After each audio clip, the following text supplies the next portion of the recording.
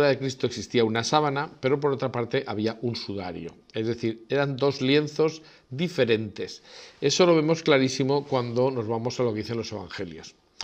Los evangelios tienen, evidentemente, se pueden hacer entre ellos dos bloques, lo que son los evangelios sinópticos, que son paralelos, y los evangelios, o mejor dicho, el cuarto evangelio, que es el de Juan, que se hace en un momento posterior.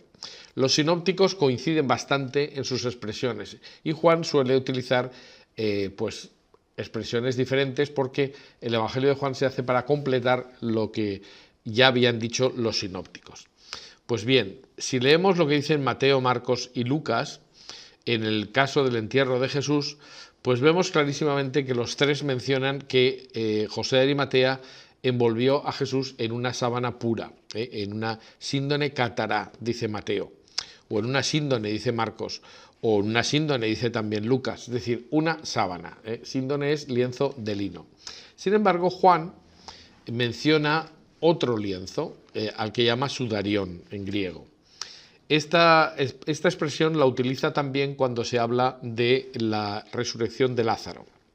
Es decir, el propio Juan menciona dos veces la palabra sudario, una en Juan 11:44, cuando se produce la resurrección de Lázaro, y dice: y salió el difunto atado de pies y manos con vendas, cairiai, y su rostro estaba envuelto en un sudarión. Es decir, una cosa son unas vendas y otra cosa es un sudario.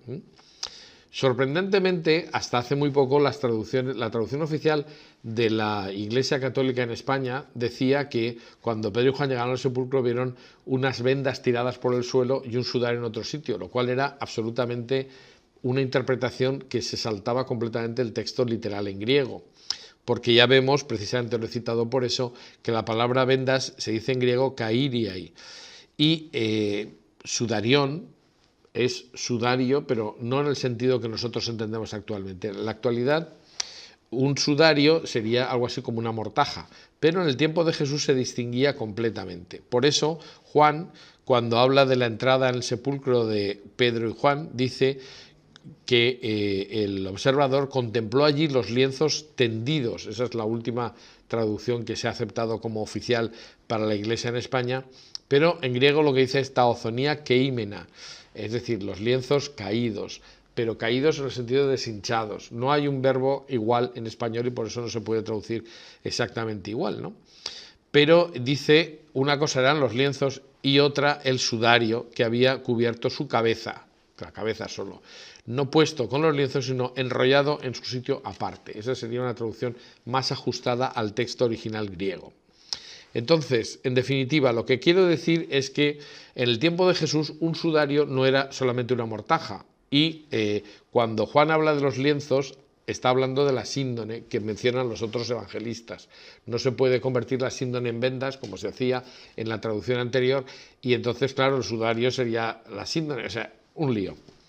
Entonces, aunque hoy se consideren palabras sinónimas, tenemos que distinguirlas y nosotros lo hacemos siempre. Sudario, además, es una palabra que viene procede de sudor.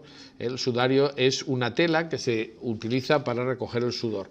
Y un sudarión en griego, en el tiempo de Jesús no era necesariamente un paño o una tela que tuviera una función puramente de amortajar a un cadáver, sino que podía tener otras utilidades que no fueran de carácter funerario.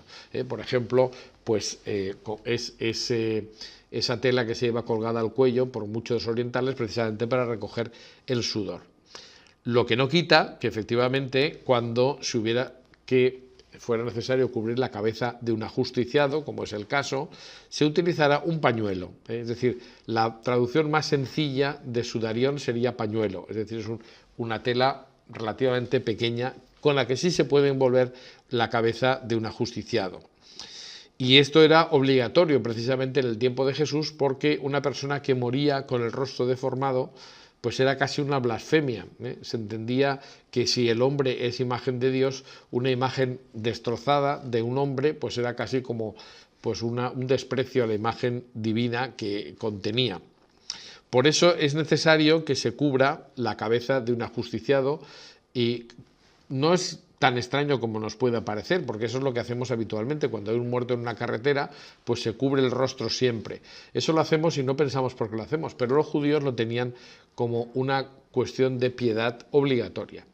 Pero además, si había que mover al cadáver, por ejemplo, en el caso de un crucificado, y este cadáver había muerto con un encharcamiento pulmonar importante, en el momento en que tú intentas mover el cuerpo y si intentas bajarlo de la cruz, es muy fácil que derrame sobre ti mismo el líquido pulmonar que tenga el difunto. Por tanto, es muy oportuno cubrir el rostro y intentar tapar los orificios para que ese líquido del difunto no te caiga sobre sí.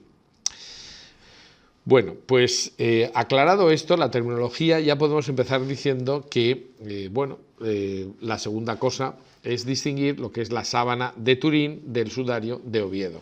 Todo el mundo conoce la síndone, pero no así el sudario. Es casi un desconocido, fuera de España y fuera de determinados ámbitos, pues no se conoce. Sin embargo, pues la verdad es que son dos telas que merecen ser conocidas profundamente.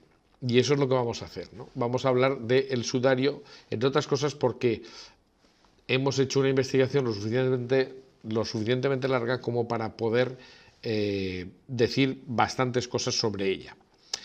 En esta imagen lo que he hecho es intentar ponerlas a la misma escala, porque efectivamente el sudario es mucho más pequeño que la síndone.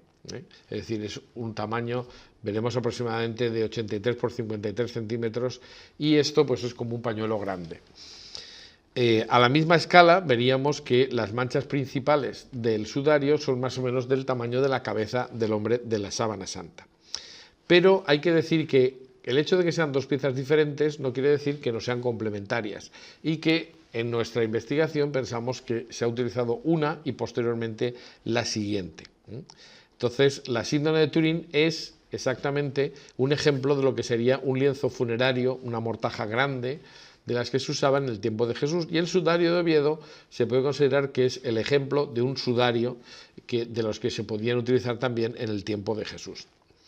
Sin embargo, nos tenemos que colocar, para empezar a hablar de este tema, nos tenemos que colocar en el contexto. Para los apóstoles, los lienzos sepulcrales que estaban en el sepulcro debieron ser un verdadero problema, porque aunque los judíos tienen perfectamente tabulado todo lo que tienen que hacer en su vida religiosa y en su vida ordinaria, por supuestísimo, en todo lo que se refiere al enterramiento de un sujeto, pues no ha previsto nadie nunca, como es lógico, qué ocurre cuando tú vas al lugar donde has dejado el cadáver y el cadáver no está, que es lo que nos dicen los evangelistas que ocurrió con el caso de Jesús. Lo que dice es que en el sepulcro estaban los lienzos. Bueno, ¿y qué había que haber hecho con los lienzos? Lo normal es que los lienzos, una vez colocados envolviendo el cadáver, no se eliminen, no se quiten. Es más, todo aquello que tiene sangre tiene que estar con el difunto. Y normalmente se hubiera dejado el cuerpo corromper y al año aproximadamente se recogía todo lo que quedaba allí y se metía en un osario. Era mucho más pequeño y ahí tenía la sepultura definitiva. Sin embargo, los lienzos que se suponía que estaban en la tumba, en principio no se podían recoger porque si tenían sangre dejaban impuros a quienes los tocaban, pero por otra parte pues tampoco se podían tirar a la basura porque en la sangre se pensaba, desde el punto de vista de la mentalidad judía, así lo dice el Antiguo Testamento, en la sangre está el alma. Por tanto, la sangre de Cristo era algo muy importante, los lienzos con sangre no se podían eliminar, pero por otra parte tampoco era una cosa que se pudiera mostrar, eran algo verdaderamente repugnante. Podemos decir que, los apóstoles recogieron estos lienzos. Bueno, cabe pensar que sí, pero está claro que no lo dijeron. Y de hecho, pues en los evangelios no se dice que los recogieran, simplemente se dice que estaban los lienzos en el sepulcro.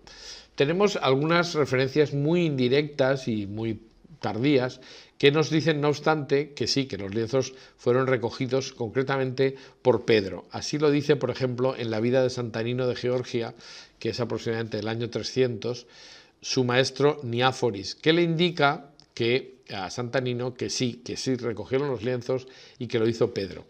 También tenemos una referencia del obispo Isodat de Merv, quien dice que fue Simón Pedro quien guardó los lienzos. Y ya posteriormente, San Braulio de Zaragoza, escribiendo en el siglo VII, en su carta 42 a Tajón, el discípulo Tajón, afirma que Juan y Pedro recogieron los lienzos y se los llevaron cuidadosamente plegados.